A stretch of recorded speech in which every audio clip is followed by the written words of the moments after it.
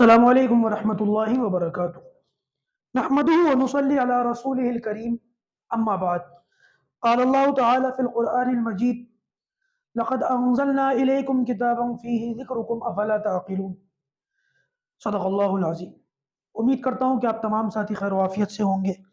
हमारी Arabic course की इस क्लास में आप सभी को खैर मक़दम करता हूँ। आप लोगों के लिए ये भी खुशी की बात है, जैसा कि आप देख रहे होंगे कि बहुत सारे साथियों की जानिब से ये कहा गया था कि नोटबुक के अंदर हमें अल्फाज बारीक या छोटे नज़र आ रहे हैं, तो लिहाजा इस ज़रूरत को हम भी महसूस कर रहे थे। और इल्ला माशाअल्लाह आप हज़रात के इखलास की बरकत है, अल्लाह तबारक व तआला ने हमें अब बोर्ड के ज़रिए से अरबी पढ़ने पढ़ाने की तौफ़ीक़ दी है। अल्लाह तबारक व तआला हमारी इस क्लास को खैर के साथ मुकम्मल फरमाए। जो आयत मैंने आपके सामने पढ़ी है, उसमें अल्लाह तबारक व तआला इरशाद फरमाता है, लक़द अंज़लना इलैकुम किताबा, हमने ऐसी किताब तुम्हारी तरफ उतारी है, फ़ीही ज़िक्रुकुम, जिसमें तुम्हारा जिक्र मौजूद है। अफ़ला ताक़िलून, तो क्या तुम अकल नहीं रखते? हम लोग कितने साल हो गए, हम में से कितने लोगों को कुरान पढ़ते हुए, लेकिन क्या कभी कुरान मजीद पढ़ते हुए हमें अपना जिक्र मिला? जाहिर सी बात है, नहीं मिला। उसकी वजह यह है कि हम कुरान को रटे रटाए जो उसूल और ज़ाब्ते उसके मुताबिक पढ़ते हैं, कभी कुरान को समझ के नहीं पढ़ते। लिहाजा हमारी ये क्लास इसी ज़रूरत को पूरा करने के लिए शुरू की गई है। इंशाअल्लाह अज़्ज़ा वजल, अल्लाह ने चाहा तो जिस दिन हमारा ये कोर्स मुकम्मल होगा, अल्लाह खैर के साथ इसको पूरा करने की तौफ़ीक़ दे। जिस दिन भी ये पूरा होगा, इंशाअल्लाह आप उस दिन इस लायक होंगे कि कुरान मजीद के आयतें और उसके अल्फाज मैं आपके सामने इस बोर्ड पर लिखूंगा, और इंशाअल्लाह आप उसको समझेंगे भी सही और उसको एनालाइज भी करेंगे। चलिए बाकायदा अपनी क्लास का आगाज़ करते हैं, और आगाज़ करने से पहले मैं जो पिछला हमने पढ़ा था उसका एक मरतबा रिवीजन कर देता हूँ आप हजरात के सामने। जैसे कि आप सब जानते हैं कि हमने क्लास का आगाज़ किया था एक दुआ से, रब्बी यस्सिर वला तुअस्सिर व तम्मिम बिल खैर। उस दुआ के बाद बाकायदा हमने अपने कोर्स का आगाज़ किया था, जिसमें हमने आपके सामने ये बात रखी थी कि अरबिक अल्फ़ाबेट्स यानी कि हुरूफुल हिजा की जो तादाद है वो 28 यानी कि 28 है, अलिफ और हमज़ा के फ़र्क के साथ।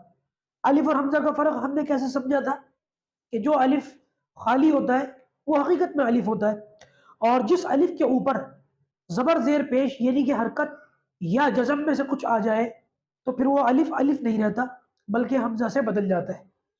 उसके बाद हमने ये चीज़ समझी थी कि हुरूफ प्लस हरकत के मिलने से लफ्ज़ बनता है, और लफ्ज़ की दो किस्में हैं, बेमाना और बामाना।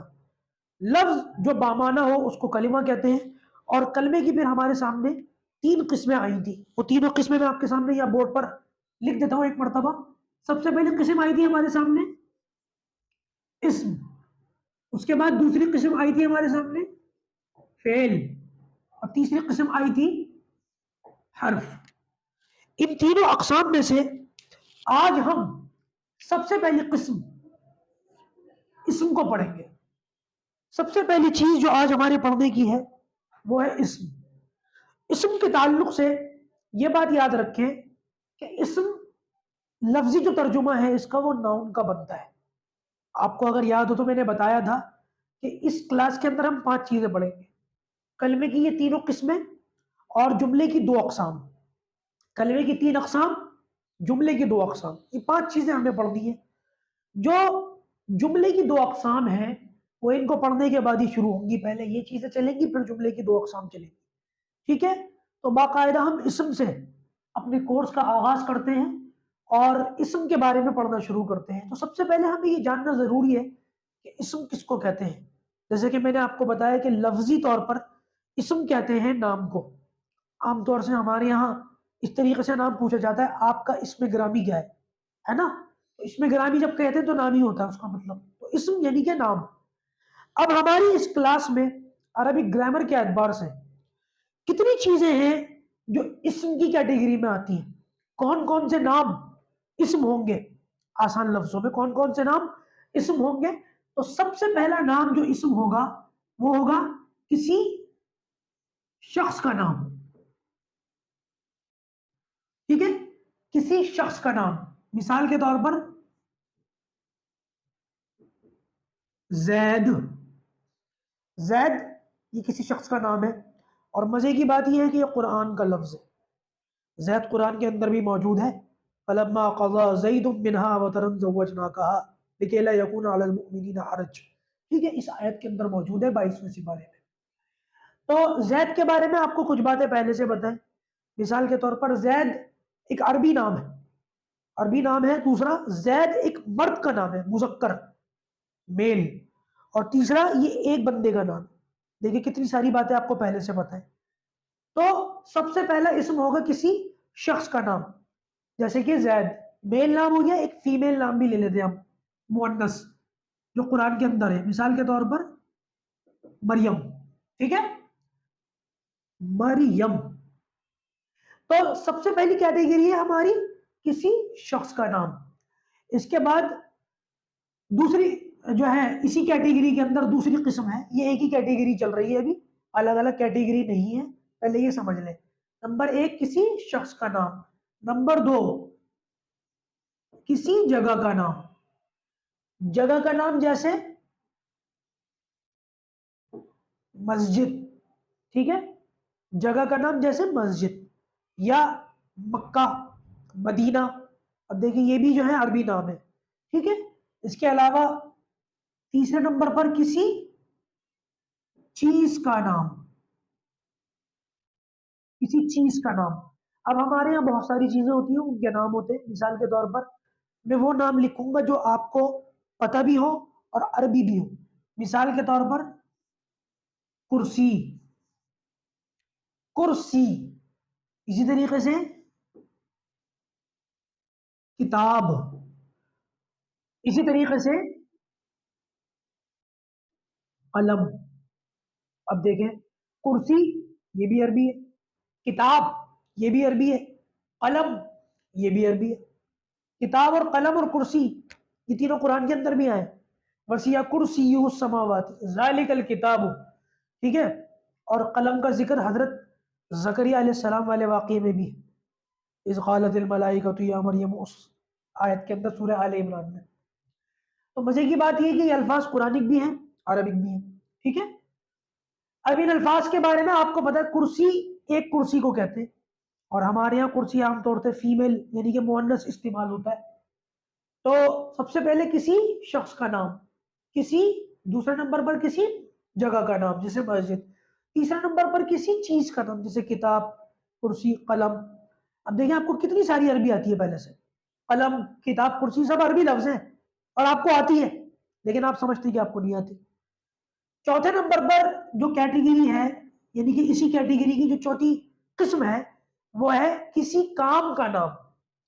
देखिए मैंने आपको बताया था फेल, ये काम है, और काम का नाम इसम है।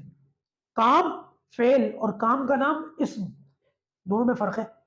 मैं इस वक्त क्या कर रहा हूं, पढ़ा रहा हूं, ये काम हुआ। पढ़ाना ये काम का नाम हुआ। आप लोग क्या कर रहे हैं, पढ़ रहे हैं, ये काम हुआ। पढ़ना ये काम का नाम हुआ। जो भी काम हम करते हैं वो काम होता है, और हर काम का एक नाम होता है।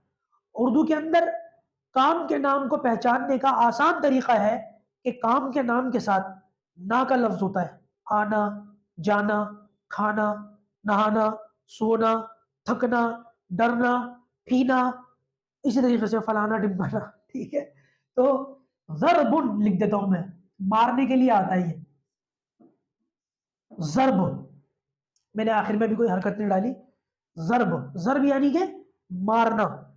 ठीक है, एक लफ्ज और आता है कुरान मजीद में, इन्फाक। इन्फाक यानी कि खर्च करना। इन्फाक फी सबीलिल्लाह, खर्च करना। मारना, खर्च करना, ये काम के नाम है। मैं आसान करके बता देता हूं ताकि आपको और आसान लगे। वो ये कि अरबी जबान में फेल, कोई भी काम फेल तब बनेगा जब काम के अंदर पास्ट, प्रेजेंट, फ्यूचर तीनों में से कोई ना कोई टेंस पाई जाती हो। ये काम कर लिया, ये काम कर रहा हूं, या ये काम करूंगा। जब वक्त का पता चले, किसी ना किसी हिस्से का पता चले वक्त का, तो वो फेल होता है। और करना, डरना, आना, जाना, इसमें वक्त का जिक्र नहीं होता, तो ये काम का नाम होता है। तो काम और काम के नाम में ये फर्क है, इसको याद रखिएगा। हो सके तो इसको लिख लीजिएगा, आपको आसानी से याद हो जाएगा। तो ये नामों की एक कैटेगरी हो गई जो इसम के अंदर आती है।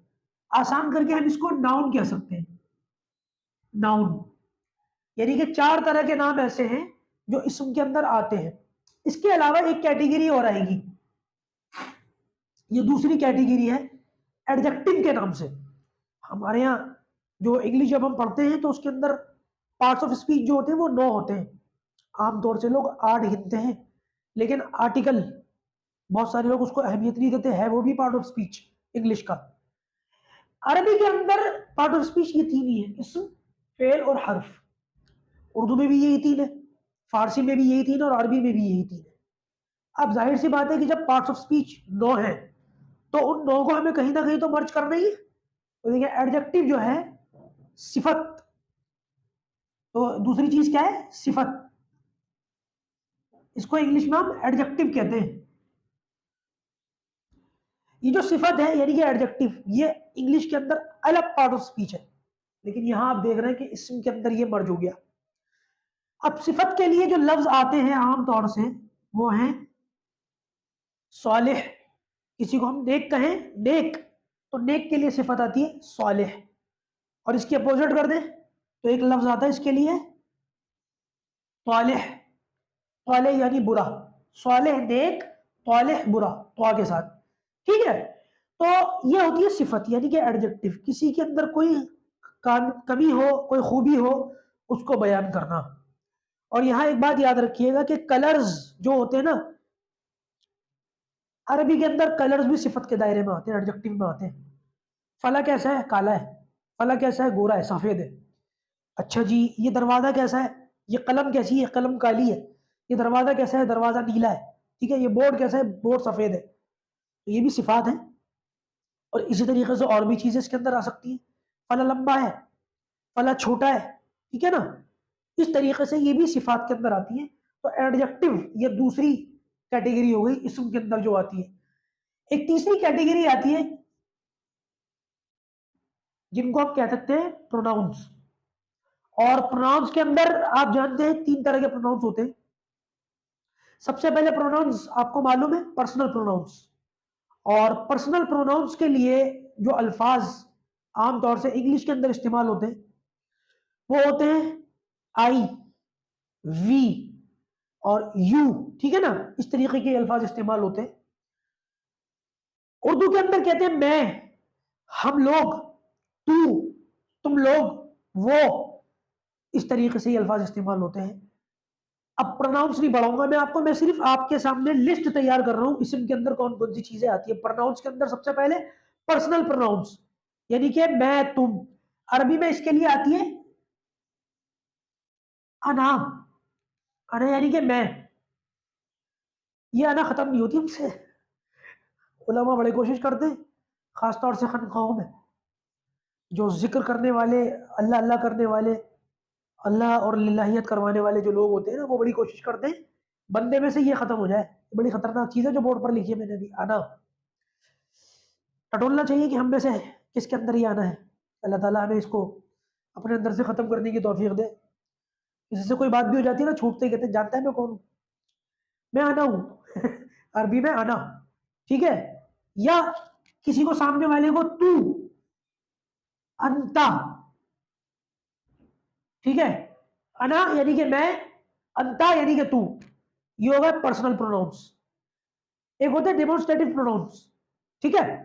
डेमोन्स्ट्रेटिव प्रोनाउंस यानी कि इसके अंदर अल्फाज इस्तेमाल होते हैं हाजा, जालिका। आपको मालूम है जब कोई अरबी सीखता है, यानी कि सबका फेवरेट लफ्ज जो है ना वो है हाजा।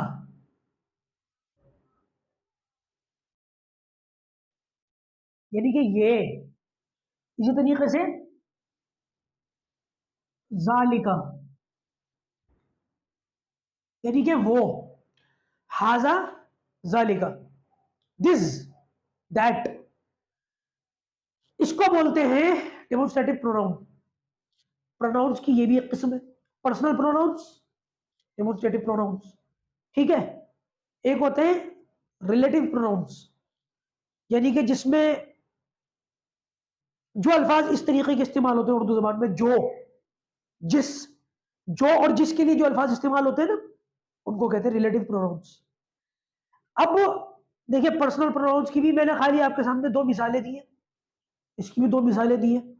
अब जो रिलेटिव प्रोनाउंस है उसकी भी एक आध मिसाल ले लें। मिसाल के तौर पर पहले उर्दू में समझ लें। जिससे मेरे हाथ में कलम है ना, मैं कह रहा हूं ये वो कलम है जो मेरे हाथ में, इसी तरीके से ये वो कलम है जिससे मैं लिख रहा हूं। तो जो और जिस, ये अल्फाज जो इस्तेमाल होते हैं ना अरबी में, उनके लिए इस्तेमाल होता है